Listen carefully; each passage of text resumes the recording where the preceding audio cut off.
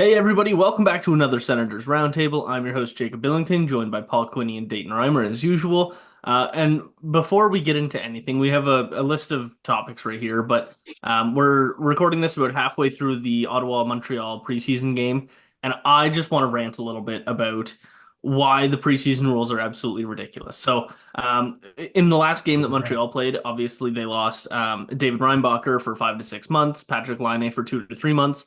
They understand that you can lose key pieces in preseason due to young players trying to make their mark and end up injuring players. Well, in this Ottawa Montreal game, it's getting out of hand, and like I said, we're only halfway through. So Arber Xhekaj, who got kicked out of the last game against Toronto, just hit Tim Stützle in the head, cross ice, chicken wing to the head.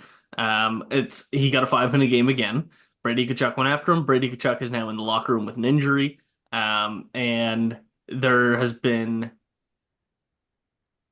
quite a bit of just chippy stuff. I mean, Ridley Gregg started it. He hit Kirby Dach with a late hit. It was a clean hit, but it was late and injured Kirby Dach. And then somebody went after Greg and did the same thing. I want to get your guys' thoughts on all these injuries and all these goony plays in the preseason. Dayton, I'll start with you. Like? I know you two aren't watching the game. We just talked about that, but I am getting very frustrated, not from an Ottawa perspective, but from an NHL fan perspective, seeing all of this unnecessary stuff before the season even starts. These games do not matter. What are your thoughts?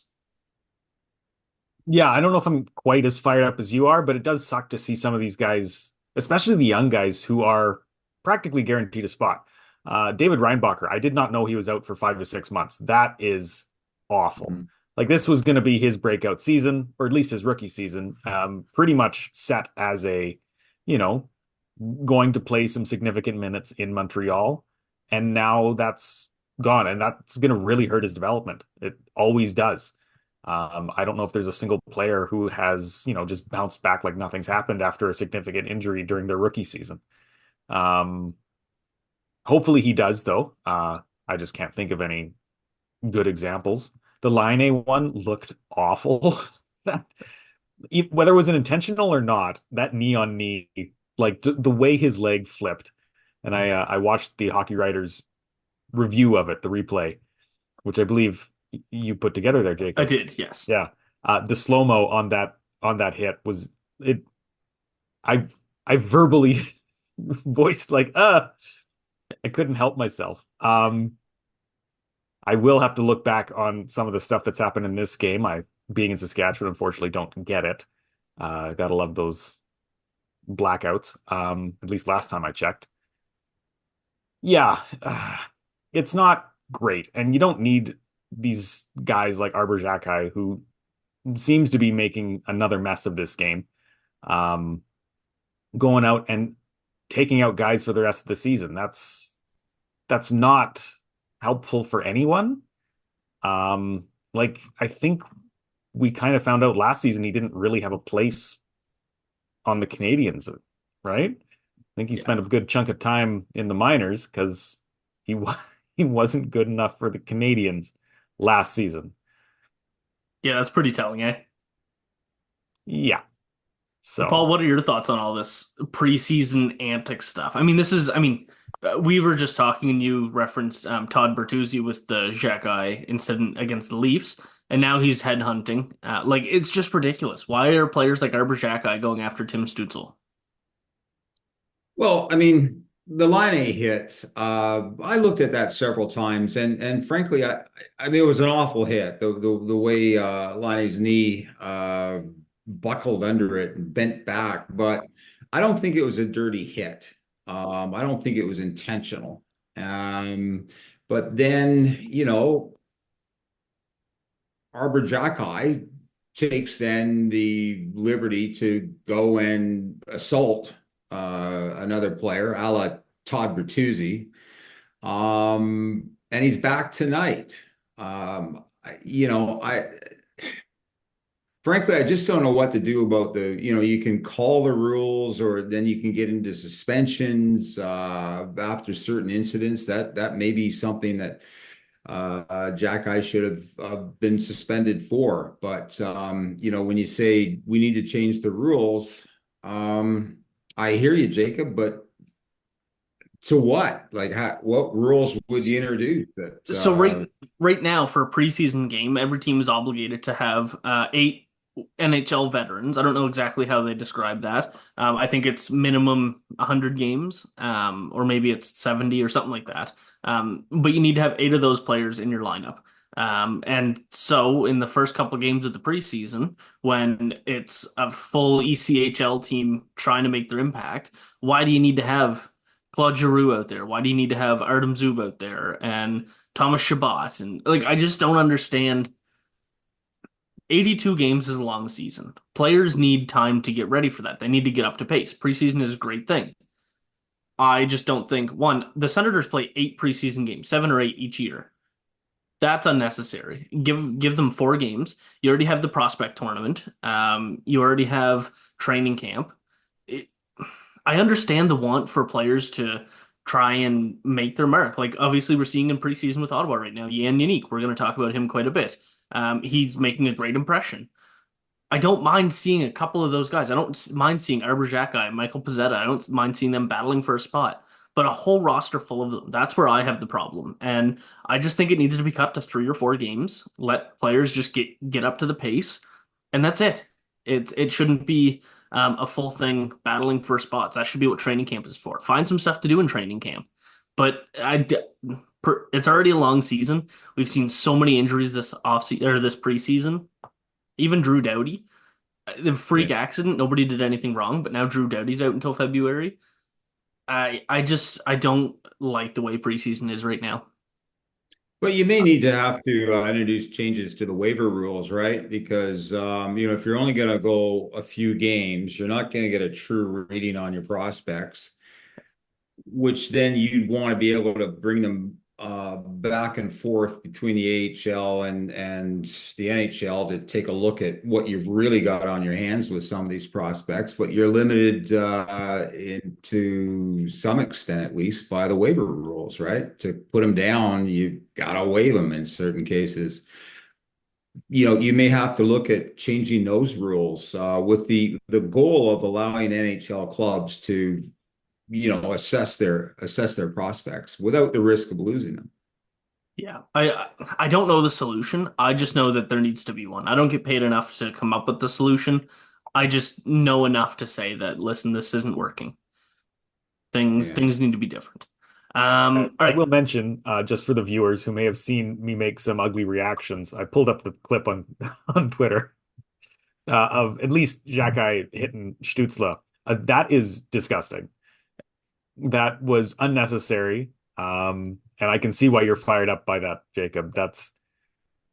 He doesn't even have the puck. He got rid of it and then makes like he doesn't have his head down.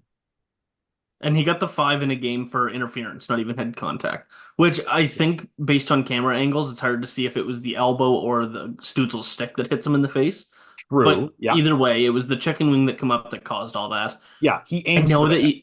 I know that you can't give a penalty for intent, right? Like we saw with Jacob Trouba against Martin Nikic last year about him charging into the boards and going flying over him. That was, I mean, for a bystander, that was a hilarious clip just to see Trouba go flying into the boards. But if he connected, that could be the end of Nicic's career. Mm, And we see, like, you can't give that penalty for intent. So I, I don't know.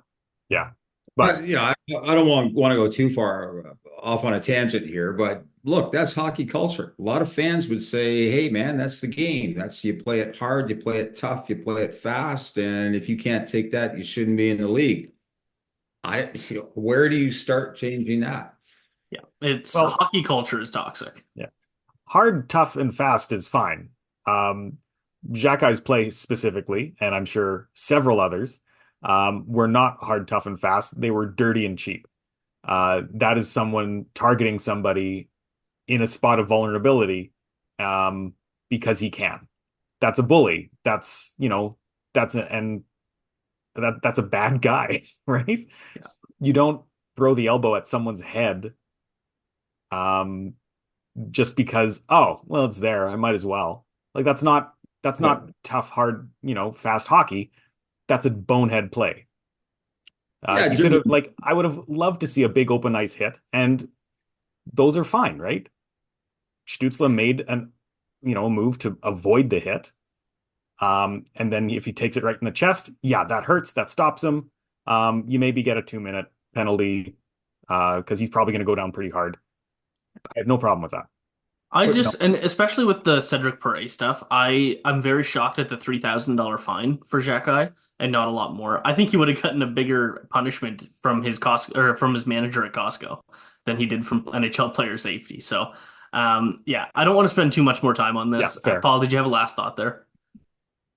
oh no, it was just a guy like Jackeye, his retaliation on the line A hit. You'd have a lot of fans saying, "Hey, that's the code." And that's the same conversation we had with Morgan Riley and Ridley Gregg. Don't mind you standing up for the guy, but not that way.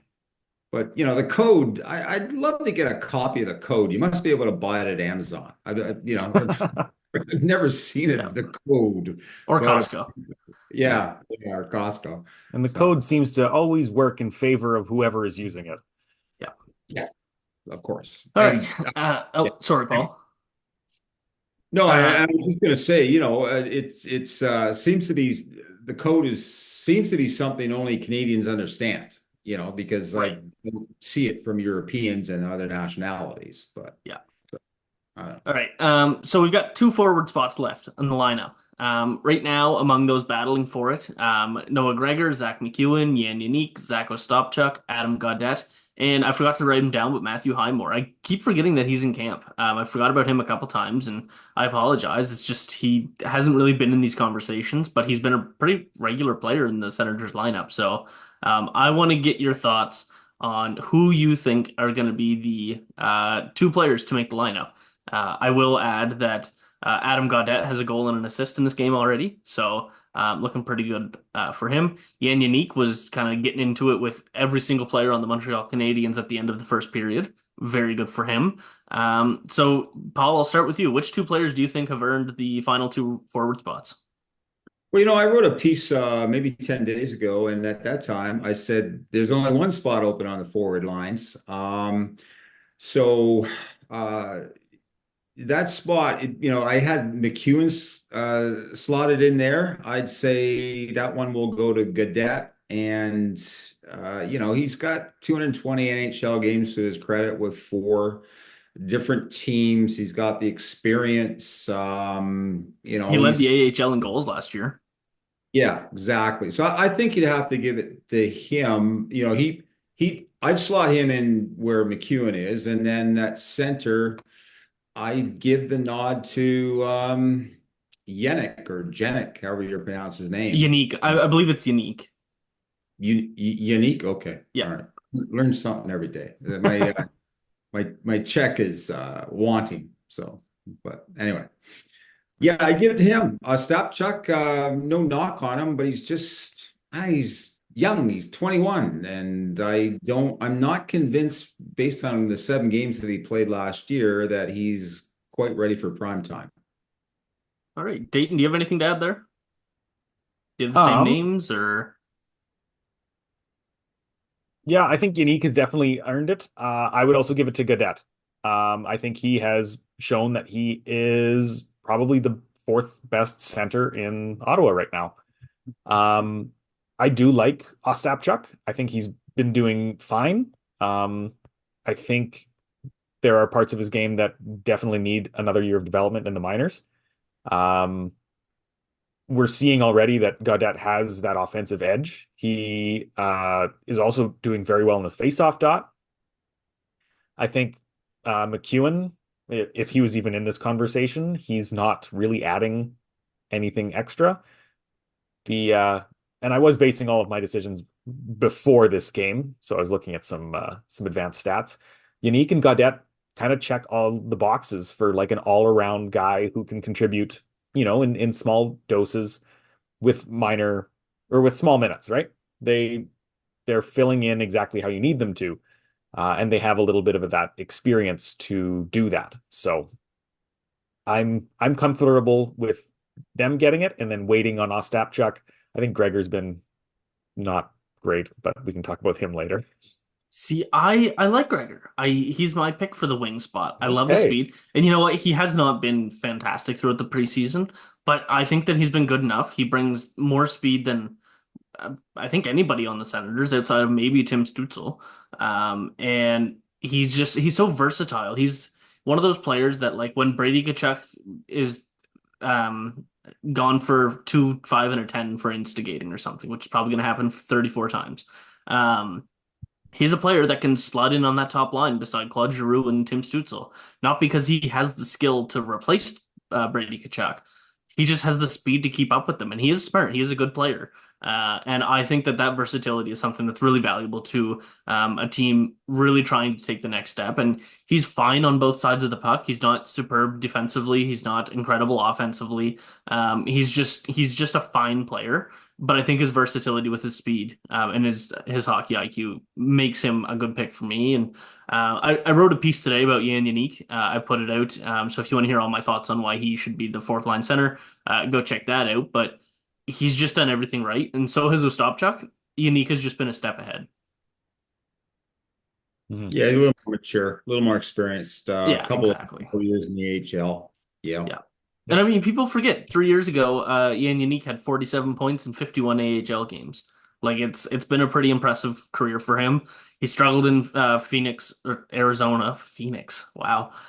He struggled in Arizona for a little bit, but he requested a trade out of there. He didn't get it, and then didn't have a great season last year. But he looks very comfortable now. So I want to move on to the right-handed defenseman. We know what the left side's going to look like. That's going to be Jake Sanderson, Thomas Chabot, and Tyler Kleven. I'm not entirely sold on Kleven, but that's for another day. And then on the right side, obviously you're going to have Zub and Nick Jensen. Those are locks for the top four. The third spot, there's quite the interesting debate, and we haven't really gotten to talk about it yet. So right now it's going to be between Travis Hamonic, Jacob Bernard Docker, and Carter Yakemchuk. Yakemchuk has been without a doubt the best player of those three throughout preseason. Hamonic has been slotted into the lineup more. Seems like Jacob Bernard Docker has kind of been forgot about and put on the sidelines for the last couple preseason games and throughout most of camp. Things have been pretty quiet around his name. So Dayton, I already know your thoughts on Yakemchuk. You wrote a fantastic piece about that. Oh, thank you. So go check that out as well. Let's start with that. Why shouldn't it be Yakemchuk? So you are right. Yakimchuk has been incredible in this preseason. But I would maybe add an asterisk. He's been the best offensive defenseman. There's still quite a few gaps that I was noticing in his defensive game. It's improved from last year, 100%. But his advanced stats are showing that he is not contributing as much as he is on offense as he is on defense. He's really, really good with the puck. He's making those breakouts. He's getting some takeaways. He's doing exactly everything that you'd want from a high-end offensive defenseman. It's just that defensive game that is going to really hurt him if he makes the NHL this year. The third pairing is more of a defensive pairing. You need guys who can kind of come in and just play really consistent, solid hockey, and that will help kind of stabilize everything. Yakimchuk can't do that right now. He maybe can in the future, but also I never want to see him on a third pairing. He's second pairing minimum. This is a kid who has really high upside, and I'm really interested to see how that develops. I don't think that's going to develop this season on the third pairing. Put him back in Calgary. The Hitmen are going to have a better team than they did last season. He's going to be the guy. He's probably going to hit 100 points. I wouldn't be surprised if he didn't, or if he did. And yeah, he's going to have some great teammates. He's going to get tons of minutes. He's going to develop that defensive side because he's going to have to.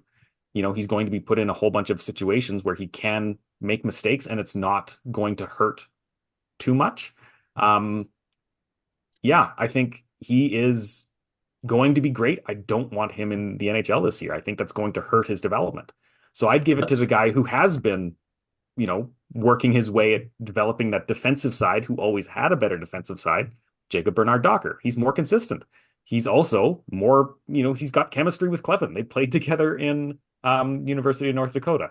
So try to resurrect that. I think there is a clip going around that maybe shows that it hasn't come back yet. But I would trust Bernard Docker more than I'd trust Yakimchuk right now. Fair enough. I mean, you look at the last offensive superstar prospect that Ottawa had, and put on the third pairing, and you see how fantastic that worked. I mean, Eric Branstrom just signed for $900,000 in Colorado. Did not work out in Ottawa. I just, I agree. Yeah, I agree. I'll leave it there. I put out a tweet today, and you look at the best defenseman in the NHL, and I'm not saying that Yakimchuk will be on the same level as these players, but you look at Cale Makar, Roman Josi, Miro Heiskanen, Quinn Hughes. They all went back to their team. They did not play in the NHL in their first year, and I think that that's the right thing to do with an offensive defenseman, that has the potential to be a great defensive asset as well, which I think Yakimchuk is, because the difference between watching him last year and this year in the NHL, it's incredible. His defending has been better at the NHL level than it was at the WHL level last year, which is very impressive. Mm-hmm. Yeah, no, he's a great Paul, prospect. yeah, he is. Paul, what are your thoughts? Who gets the right-handed defenseman spot? Can we Yakimchuk? I mean, can we give him a nickname on this show? The Big Y or The something? Yak Like Attack. Ooh. the Yak Attack or something? Yeah, yeah, something that sticks. We'll collect the royalties off that if it does. Mm. No, I mean, I can't disagree with what you guys have said. He's not an NHLer now. Look, he's 18 years old, and these, as much as people had fun watching him, and he gave fans a thrill. Uh, these are preseason games, right? Uh, Absolutely meaningless. That first goal he scored in against the Leafs, I think it was McCabe and Mitch Marner. They look like beer league players. They just let him waltz in, and he scored. So it's not really the preseason games. It's hard to read too much into them, and I think that's the case with Yakimchuk. Um, yeah, that's my take on him. But look, he may be able to stick around. What can he play? 9 games before they have to make a decision about him on the roster? Well, Yeah. let him stick around for 9 games, see what happens if you really want to. I agree. And I mean, obviously, you two haven't watched tonight, but he's looked fantastic again today. Again, Dayton, I know you were looking at the advanced stats. I don't know what they look like, but he's been making incredibly high IQ plays with the puck. He got an assist on Adam Gaudette's goal. He just looks so comfortable. There's a bit of times that you see him kind of look around and say, where am I supposed to be? But it's never like when the rush is coming right at him. It's kind of when they're skating up the ice, you see him looking around a little bit. And he's like, am I supposed to be over here, over here? And he'll get used to that at the NHL level. And obviously the whole team's kind of getting used to that under Travis Green. But I just think that he's fit in very well. And I think 9 games is more than warranted. Yeah. And then when he goes back to Calgary, go watch him there. Tickets are cheap. Saddle Dome is fun to watch a game in. Go pay $20, $25 to sit in like the nice club seats. Do the Which I Hitmen did play at the last Saddle year. Dome? The Hitmen play at the Saddle Dome. Yeah. I did not know that. Oh That's yeah, interesting. it's awesome. That is awesome. Yeah. All right. So has there been any surprising cuts so far? I mean, everybody that's left, we were kind of like, yeah, this makes sense. But they made like 25 cuts or so already. Is there anybody that really shocked you, Paul? I don't know about shocked, but I was kind of surprised Maxence Gwinnett went down. He had made the club last season, and the only reason they didn't keep him around was because of salary cap problems. So I was kind of surprised to see that he's gone. In fact, he's going on waivers. I don't know if he'll if whether he'll get picked up or not. It'd be a loss if he's picked up. He did clear. He cleared waivers today. Yeah. And I do just want to say, just a tweet come out from Media Sends, Brady Tkachuk and Tim Stützle will not return to the game tonight. That is not good. So, Dayton, what do you think? Any surprising cuts so far? I mean, I'll say Gwinnett was my answer as well. Yeah. Yeah. Yeah. I was surprised at Gwinnett. His defensive stats also didn't look great. He wasn't excelling the way he was. It was surprising to kind of see that dip. I was surprised that Crookshank didn't stick around for a little longer. I was as well. He had some good numbers. He had some good defensive numbers. I wonder if there's still that size bias because he is smaller, but he's got that speed. He's looked impressive in his brief stints. I don't know how much more he needs to, prove in the AHL. He's kind of, become the guy down there. Another year's not going to hurt, but I think he should get some pretty extended looks this season. He's a really, really good player. I I enjoy that he kind of almost came out of nowhere. I think he was a fourth, fifth round pick. He reminds me of, I mean, in a very different sense, but he reminds me of Drake Batherson. Just one of those guys that everybody was been waiting for a long time, fourth round pick. I believe Crookshank was fourth. He could have been fifth, but fourth, fifth round pick, just waiting. Everybody's watching him, getting excited about him, doing all the right things, and just waiting to get his chance. Two very different players. Obviously, Crookshank has been in the AHL much longer than Batherson was, but I get the same kind of vibe, and I think that Crookshank's time will come. Last question for you guys. Who has been the most impressive and who has been the most disappointing in the preseason so far? I'll start with you, Dayton. Most impressive. I mean, I'm tempted to say Brady Tkachuk just because he's been like peak Brady Tkachuk, just going after guys and really wearing his heart on his sleeve. But I was really surprised with Cole Reinhardt. He had 2 goals, 4 points. Looks way more like competent, I guess. He had some really, he had some tough growing pains in his first couple of seasons with the Senators organization. But now he's drawing penalties, he's throwing hits. He even had like a pretty decent Corsi score, which you wouldn't expect from someone like that. I think initially I was thinking he's a minor leaguer, right? He's going to max out at an AHL, maybe a couple of games in the NHL, but he's a career AHLer. Now I see him as like a career fourth liner. This is a guy who can make the NHL. He has that, that grit, that skill, and he's looking a lot closer than I thought he was. Disappointed. I'll mention Gregor. I don't think the all around has been there. Like he's got the speed. I wanted to see more, and it just wasn't there. Yeah. I when I look at Cole Reinhardt, I see Parker Kelly, a fine fourth line player, not going to be a needle mover. If you have the good complementary pieces around him, great. If not, he's not going to drive the line. But I really like having a player like Cole Reinhardt in the organization.